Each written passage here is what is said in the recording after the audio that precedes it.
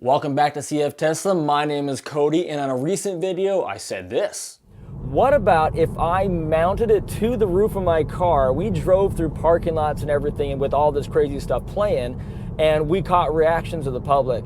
Now the camera I was talking about is the Insta360 One X2. Insta360 sent this out to me because they felt it'd be a good addition to my channel and to talk about a promotion they got going on right now on their extremely popular One R camera, but we'll get more into that later. Now most of the shots in my car are taken with this, the GoPro Hero 7 Black, as well as off on my adventures and everywhere else. I usually take this with me, as well as obviously using my DSLR cameras and other things like that. So the question is, does this replace my other cameras? Is this basically an entire film crew in your pocket? To find this out, let me show you what this thing can do.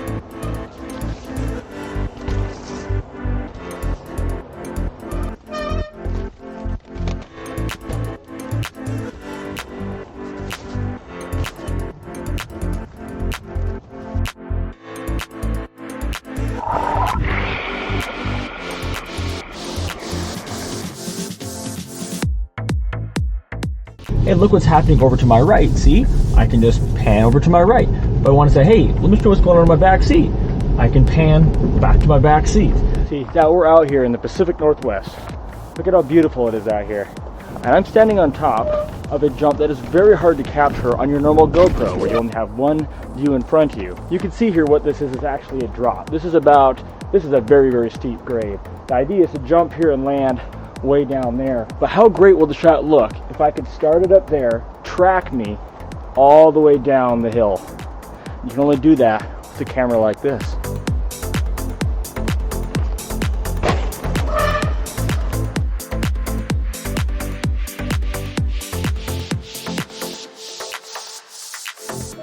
I would had to have set up multiple cameras in order to capture that shot. One pointing up the hill, one watching me jump, and the other one going down. That's the beauty of a 360 camera.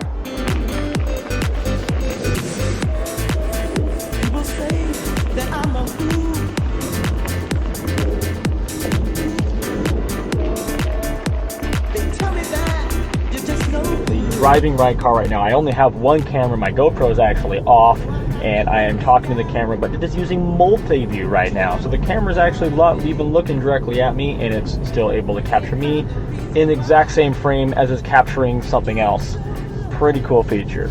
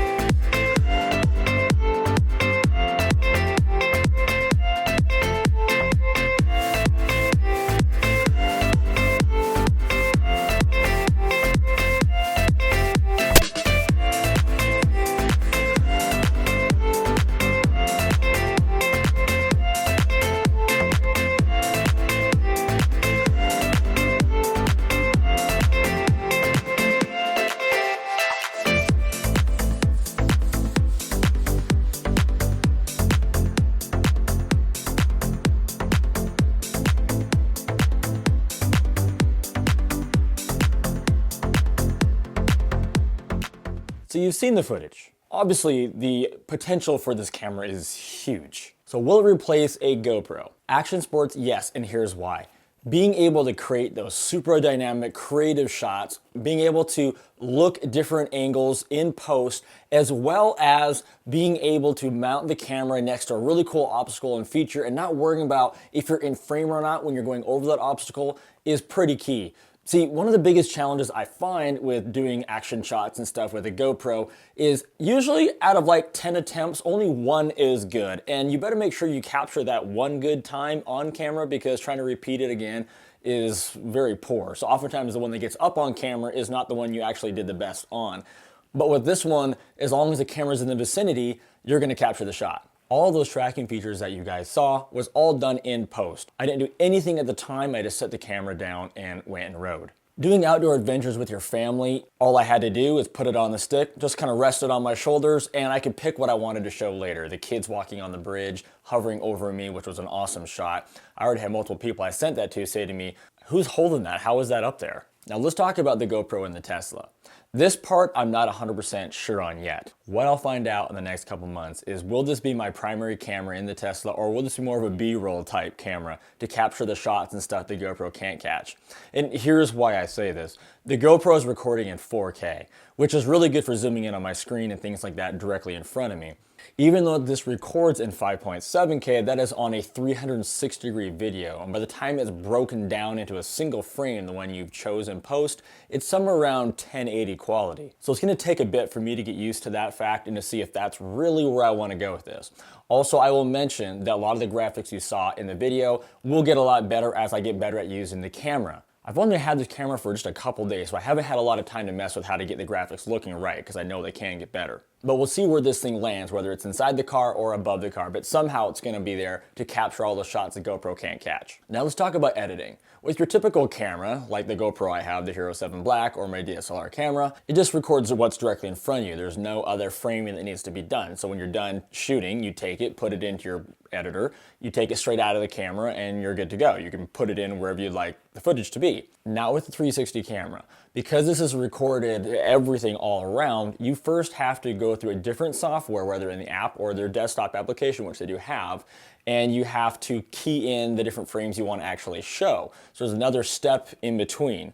It's not hard to do, it's actually kind of fun to do, but it does double your editing time. Because not only do you have to edit it, pick your frame and all that, you also then have to export it to your computer, and then the computer, then you have to put it into your editing program. So there's a few more extra steps. Again, it's not a big deal, it just adds a little bit more time. But obviously you get a 360 camera because you're doing it for the trade-offs. I'll edit for a few more minutes if it means I can guarantee to capture some incredible shots and be super creative with my videos. Now let's talk about the stitching in the camera. As you can see, there's two 180-degree cameras on here, but there is a gap between there, obviously, where the camera is. And you can see here in this video that they do a pretty fantastic job stitching together those two cameras.